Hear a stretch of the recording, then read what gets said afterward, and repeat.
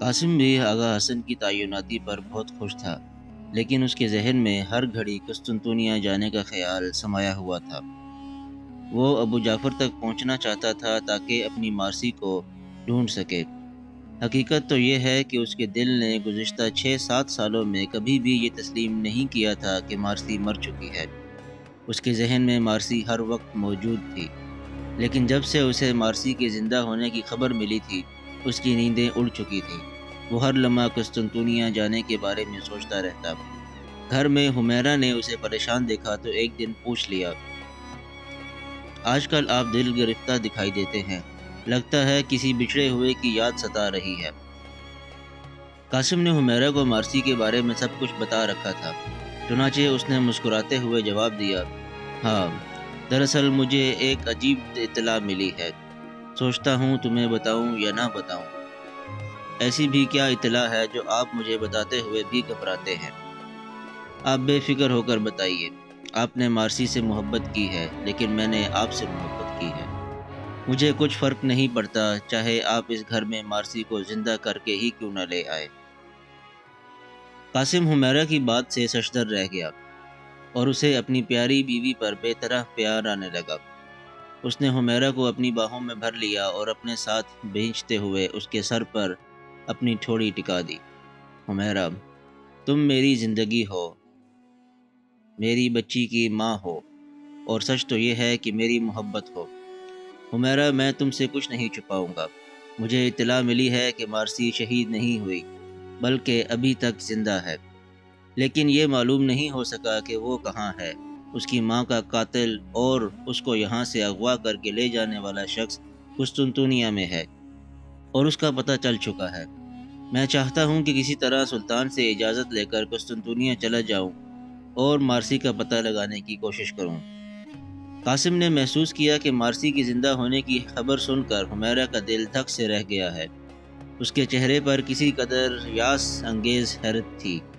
اس نے سر اوپر اٹھایا اور اپنی آنسو بھری پلکیں پٹپٹاتے ہوئے دھیمے سے لہجے میں کہا، ارے واہ، یہ تو بہت بڑی خوشخبری ہے۔ اگر مارسی زندہ ہے تو میں اسے خود اپنے ہاتھ سے دلہن بنا کر یہاں لے آؤں گی۔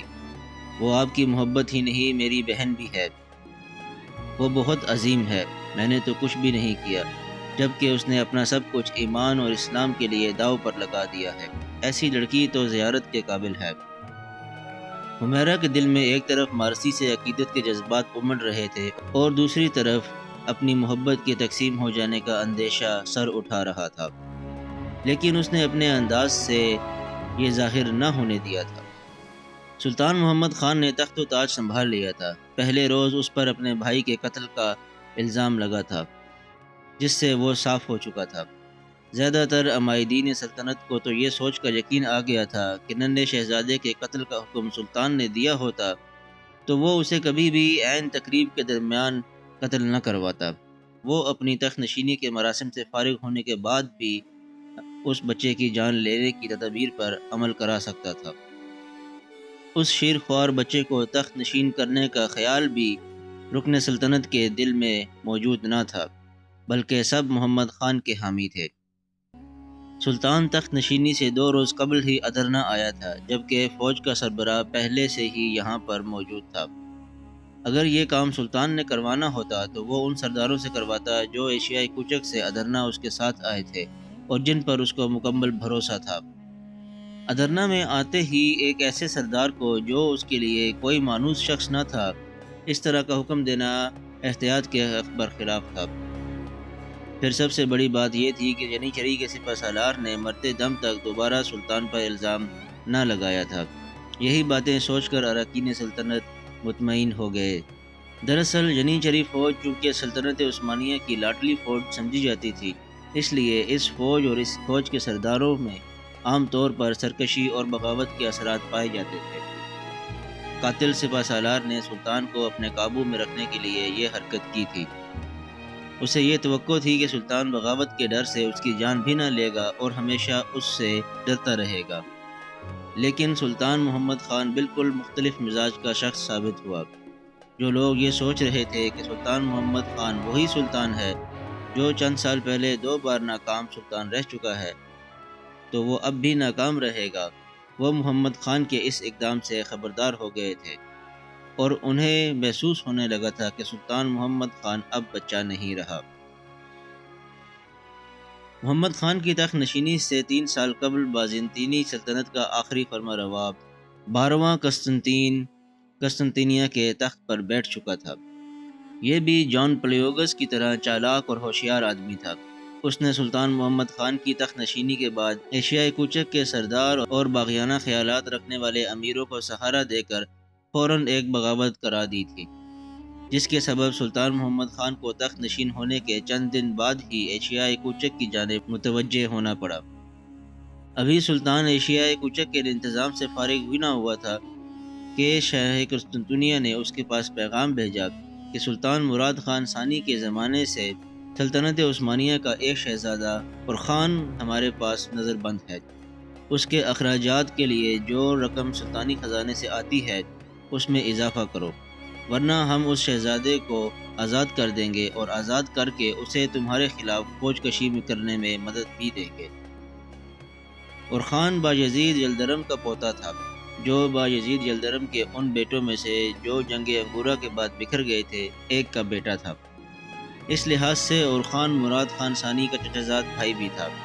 قیصر قسطنطنیہ چونکہ سلطان محمد خان کو ایک نرم طبیعت کا شخص سمجھتا تھا، اس لیے اس نے اس دھمکی کے ذریعے سلطان سے یہ رویہ اختیار کیا اور اس کو دبانا چاہا، لیکن سلطان محمد خان نے اس کی مطلق پرواہ نہ کی۔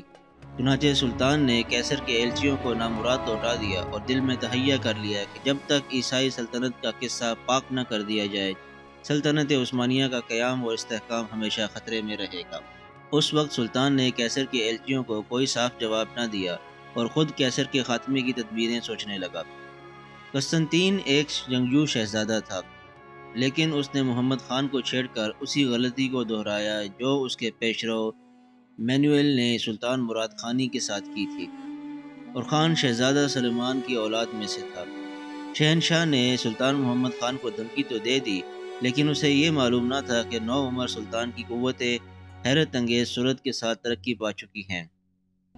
22 سال کی عمر میں ہی وہ ارادے کی پختگی، فوجی قابلیت اور ملکی تنظیم و تدبیر میں اپنے سے پہلوں کا حریف بن چکا ہے۔ سلطان محمد خان کے وزیر اعظم خلیل پاشا نے قسطنطین کے واپس ہوتے ہوئے ایلچیوں کو اس احمقانہ مطالبے کے خطرات سے آگاہ کیا اور سفیروں سے کہا، تمہارا جنون قسطنطنیہ کو سلطان کے ہاتھوں میں دے کر رہے گا۔ یورپ میں اورخان کے سلطان ہونے کا اعلان کر دو۔ بے شک اہل ہنگری کو اپنی مدد کے لیے بلا لو۔ جو کچھ تم واپس لے سکتے ہو بے شک لے لو، لیکن بہت جلد تم کو بازنطینی سلطنت کا خاتمہ نظر آ جائے گا۔ جس روز قیصر کے ایلچی سلطان سے ملے، اسی روز سلطان نے تہیہ کر لیا تھا کہ وہ قسطنطنیہ کو اپنی سلطنت میں شامل کر کے رہے گا۔ سینوپ اور طرابزون کے علاوہ قدیم سلطنت کے تمام ایشیائی علاقوں پر عثمانیوں کا قبضہ ہو چکا تھا۔ یورپ میں صرف قسطنطنیہ اور اس کے مضافات اس سلطنت سے باقی رہ گئے تھے۔ قیصرہ کی وہ عظیم سلطنت جو اپنی وسعت اور قوت کے لحاظ سے کبھی دنیا کی تمام سلطنتوں پر فوقیت رکھتی تھی، اب تباہی اور بربادی کی آخری حد تک پہنچ چکی تھی۔ تاہم اس حالت میں بھی قسطنطنیہ کا وجود بجائے خود نہایت مضبوط تھا اور قصر سلطنت کی یہ پہلی اور آخری اینٹ ہنوز اپنی جگہ پر قائم تھی۔